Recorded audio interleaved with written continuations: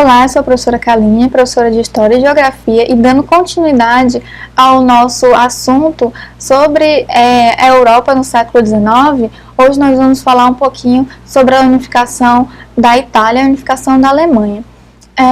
No século XIX, pelo menos até a primeira metade, no que nós vamos ter na região onde ficou a Itália e a Alemanha hoje, na verdade são pequenos reinos e ducados, ou seja, nobres que possuíam extensas porções de terra e que eles eram os soberanos daquelas regiões, em que eles habitavam. Então não se tinha ainda a concepção de país nesses lugares, Nós vamos ter crescendo bastante uma ideia de nacionalismo, Ou seja, de que todo mundo pertencia a um povo só, com uma língua só, uma cultura só, e a partir daí vamos ter o processo de unificação em vários lugares.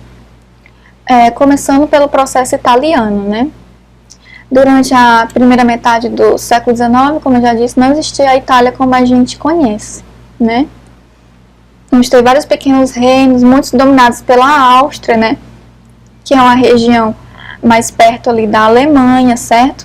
E a partir de 1810 nós vamos ter o nascimento de ideias com relação à unificação desses vários reinos, Vamos ter alguns grupos que vão apoiar esse processo de unificação, vão fazer com que essa ideia se espalhe. O primeiro deles são os carbonários, É um grupo secreto, ou seja, não vai ser de teor popular, Suas reuniões não vão ser anunciadas livremente. Seus membros que participavam desse movimento tinham, como é que eu posso dizer, ideias republicanas, certo? Além de ideias republicanas, também eram contra a Igreja Católica dominando, todo o processo, e tinham também uma ideia de nacionalismo, justamente de unificação do povo, como um só. E aí os carbonários, eles são o início desse pensamento. A partir deles a gente vai ter nascendo outros movimentos que vão ser a favor dessa unificação. E os líderes desses outros movimentos, muitas vezes, vão sair do movimento da carbonaria, certo? Por exemplo, vamos ter aí o nascimento do movimento chamado Jovem Itália. Foi criado em 31 pelo Giuseppe Mazzini. Giuseppe Mazzini, que foi membro da carbonaria, mas depois de um tempo acreditou que do jeito que o grupo se organizava, não se alcançaria os objetivos pretendidos com a unificação. Então ele vai criar um grupo próprio dele que ele vai liderar. E os pensamentos dele vão se espalhar não só pela Itália, mas como por vários outros países também, Porém, o grupo vai acabar se desfazendo, principalmente porque as tentativas que ele vai fazer de unificação vão falhar, Contra a Áustria, principalmente, Que ele vai de contra ao domínio austríaco nas terras ali da região da futura Itália. E aí com o tempo o movimento vai se enfraquecendo, apesar de que ele acaba se fortalecendo em outras regiões do mundo, com essa ideia de unificação, certo? Nós vamos ter também os Camisas Vermelhas, que vai ser um grupo liderado pelo Giuseppe Garibaldi, que vai ser um revolucionário. Basicamente, o Garibaldi ele vai participar de várias guerras revolucionárias em vários lugares do mundo, Ele vai ser condenado à morte na região da Itália e vai fugir. E aí ele passa pelo Brasil, participa da Revolução Farroupilha, no sul do Brasil. Depois ele participa também de revoluções em Montevidéu contra a ditadura argentina, E ele volta para a Itália e reúne um exército de um pouco mais de 1000 homens, que ficam conhecidos como Camisas Vermelhas, porque a farda que eles utilizavam possuía as blusas vermelhas, como a gente pode até ver aqui na imagem. Aqui é uma representação justamente de uma luta dos Camisas Vermelhas. E aí, com um pouco mais de 1000 homens, o Giuseppe Garibaldi começa a invadir, regiões e a tomar terras. Ele vai ter o apoio do rei Emanuel II, né, que é o rei da Sardenha. Basicamente, a partir daí, então, ele expulsa os austríacos, ele consegue a região da Lombardia, e depois, solicitando reforços para o rei Emanuel II, ele consegue também a região das duas Sicílias, né? E o rei dessa região, o nobre dessa região foge. E aí a gente tem um processo de unificação do norte do que seria hoje a Itália, que fica ali sobre o reinado do Emanuel II, né? Que está muito relacionado ao terceiro movimento, inclusive, que é o Ressurgimento, que vai ser liderado pelo Conde de Cavour, ou também conhecido como Camilo Benso, que era primeiro-ministro do rei Emanuel II, né, da Sardenha.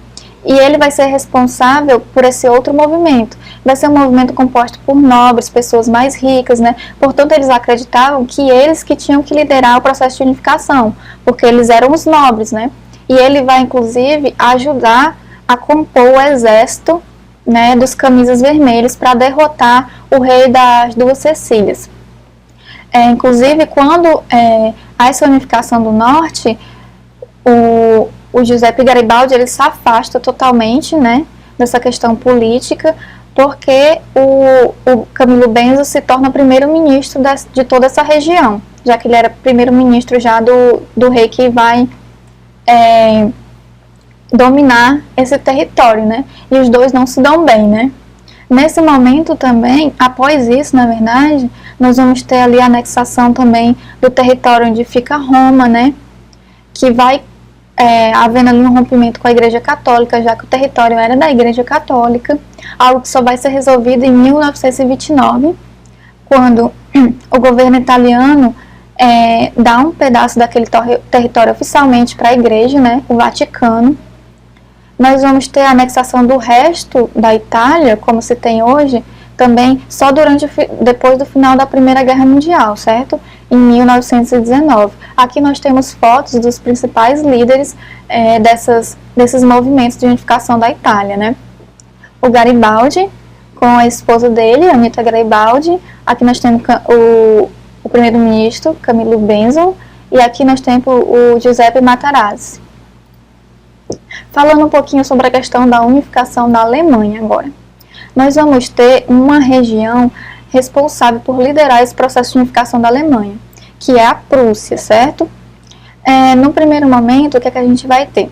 Com a assinatura do Tratado de Viena, que vai ser assinado após a prisão de Napoleão Bonaparte, que nós vamos ter a repartição dos territórios europeus novamente, que tinham sido muitos dominados por ele, né? E também a França vai ser decretado que ela pague ali uma indenização nesse período. Depois do Tratado de Viena, né, vai se criar ali a unificação dos reinos da Germânia, né, liderada pela Áustria, né, e vamos ter ali na vice-liderança desse movimento, desse acordo entre os reinos da Germânia, a Prússia. Em um outro momento, em 1834, nós vamos ter a Prússia ali liderando um novo acordo entre os reinos da Germânia. Basicamente, esse acordo vai fazer com que haja um livre comércio entre essas regiões, sem que se precise pagar impostos. Isso vai fazer com que a economia, né, do território cresça bastante, já que vai facilitar as trocas comerciais entre os diferentes reinos, né?